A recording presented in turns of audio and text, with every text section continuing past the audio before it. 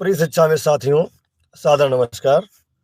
साथियों, मैं कल जैसा आपको बताया था कि हम उत्तर प्रदेश के समस्त शिक्षा मित्रों के उज्जवल भविष्य के लिए उत्तर प्रदेश प्राथमिक शिक्षा मिशन के समस्त सम्मानित पदाधिकारियों के साथ कल उत्तर प्रदेश की विधानसभा में मौजूद था, जिसमें क्योंकि बजट के लिए लोग काफ़ी लालायित भी थे और बहुत उत्सुक भी थे। हम लोग सुबह जब सचिवालय पहुँचे तो माननीय बेसिक शिक्षा मंत्री जी अपने कक्ष में मौजूद थे। सर्वप्रथम हम सभी पदाधिकारी, जिसमें हमारे साथ प्रांतीय मंत्री भाई अरविंद वर्मा जी, प्रांतीय उपाध्यक्ष भाई तेजभान सिंह जी, जिला अध्यक्ष वाराणसी प्रिय भाई अजय कुमार सिंह और जिला अध्यक्ष चंदौली इंद्रजीत सिंह उर्फ अजीत यादव और हमारे प्रिय साथी शिवराज सिंह और लखनऊ से हरिनाम सिंह जी मौजूद थे। साथियों, माननीय मंत्री जी के यहाँ जाने के बाद हम लोगों ने सर्वप्रथम माननीय मंत्री जी से जनवरी महीने के मानदेय को दिलाने की हम लोगों ने प्रार्थना की। उनसे आग्रह किया कि दिसंबर माह का मानदेय हम लोगों को बहुत लेट मिला था और जनवरी का मानदेय यदि जल्दी मिल जाए तो हम लोगों के जो पिछले महीने में खर्च थे, कहीं से उधार लिया था या कहीं से हमारे साथियों ने कर्ज लिया था, क्योंकि आप में से कई साथियों ने मैसेज किया था, किसी के बच्चे की फीस जमा करनी थी, किसी के बच्चे का हाई स्कूल इंटर का एग्ज़ाम था, तो हम लोगों ने सर्वप्रथम माननीय मंत्री जी से जनवरी का मानदेय जारी कराने का निवेदन किया। मैं अपने उत्तर प्रदेश के सभी शिक्षा मित्र साथियों की तरफ से माननीय बेसिक शिक्षा मंत्री आदरणीय श्री संदीप सिंह जी का आभार प्रकट करता हूं, बहुत बहुत धन्यवाद देता हूं कि उन्होंने संगठन की मांग पर अविलंब महानिदेशक महोदया को टेलीफोनिक वार्ता कर कल ही मानदेय जारी करने का निर्देश दिया। और आप सब लोगों को पता होगा कि कल 4 बजे जनवरी माह का मानदेय की लिमिट सभी जिलों में भेज दी गई। मैं एक बार पुनः माननीय बेसिक शिक्षा मंत्री जी को बहुत बहुत धन्यवाद देता हूं और आभार प्रकट करता हूं। साथियों, हम लोगों ने माननीय बेसिक शिक्षा मंत्री जी से माननीय मुख्यमंत्री जी से मुलाकात कराने का भी निवेदन किया है और उन्होंने आश्वस्त किया है कि वह माननीय मुख्यमंत्री जी से बात करने के बाद हम लोगों को अवगत कराएंगे और यदि समय मिला तो वह स्वयं माननीय मुख्यमंत्री जी से मुलाकात कराएंगे। उसके बाद प्रस्ताव के बारे में भी हम लोगों ने माननीय मंत्री जी से आग्रह किया कि जल्दी ही प्रस्ताव हम लोगों का शासन में आ जाए और सरकार के पास चला जाए। माननीय मंत्री जी ने बताया कि शाम को उत्तर प्रदेश बेसिक शिक्षा के सभी बड़े अधिकारियों के साथ बैठक है और उसमें हम इस बात को रखेंगे कि क्या व्यवस्था अब तक हुई है और कितनी जल्दी प्रस्ताव सरकार को प्राप्त होगा।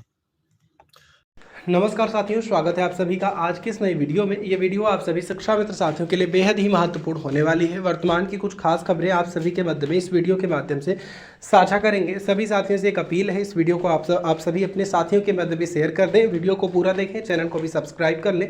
अब चलते हैं अपडेट पर। साथियों, माननीय बेसिक शिक्षा मंत्री से मिलने के बाद हम लोग माननीय कैबिनेट मंत्री श्री अनिल राजभर जी के यहाँ गए और कल उनका जन्मदिन था।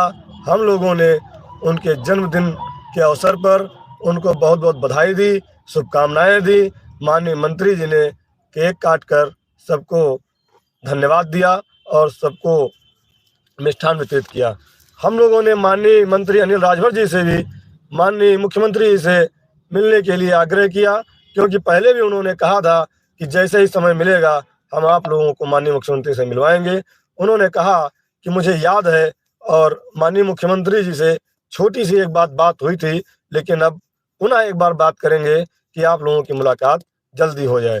और उन्होंने इसके लिए 11 और 12 में बनारस में हमारे बनारस के जिला अध्यक्ष भाई अजय कुमार सिंह जी और चंदौली जिला अध्यक्ष अजीत यादव जी को बुलाया है कि 11 और 12 फरवरी को वह बनारस में रहेंगे और वहाँ पर इसमें विस्तृत चर्चा करेंगे।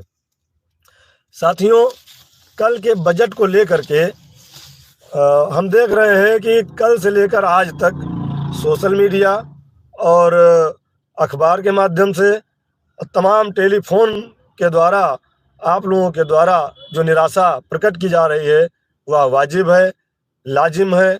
और हम समझते हैं कि आप लोगों को, कुछ लोगों ने इस बजट से बहुत बड़ी बड़ी उम्मीदें बंधाई थी, लेकिन आपने हमारा पिछले 2 दिन में यदि वीडियो देखा होगा तो उसमें हमने साफ आपसे कहा था कि यह सरकार की सतत चलने वाली प्रक्रिया है।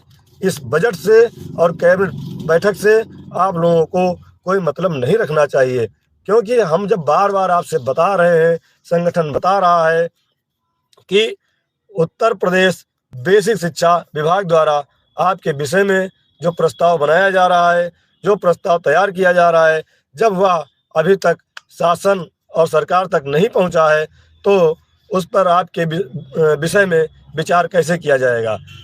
जब प्रस्ताव शासन और सरकार को पहुंच जाएगा तभी तो आपके लिए कैबिनेट में प्रस्ताव जाएगा और कैबिनेट से सरकार के पास जब पास होने के बाद माननीय मुख्यमंत्री जी उस पर हरी झंडी दिखाएंगे तभी तो आपके लिए व्यवस्था होगी। और बजट में हमेशा आपने देखा होगा कि 1 साल के आगे की व्यवस्था बजट में की जाती है कि 1 साल हम क्या क्या खर्च करेंगे। तो बजट को लेकर के आप लोग इतना चिंतित मत होइए, मायूस मत होइए।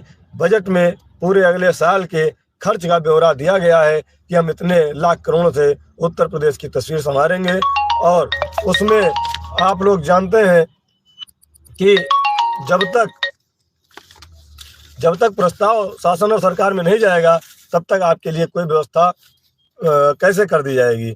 साथियों, सवाल तो हम उन लोगों से करते हैं जिन लोगों ने लंबी लंबी पोस्टें लिख करके आपको भ्रमित करने का काम किया था और उन्होंने कहा था कि बजट पास होने वाला है, हमारी व्यवस्था हो गई है, जनवरी के पूरे मानदेय की फाइल तैयार है। ये सब झूठी चीज़ें आखिर कब तक चलेंगी?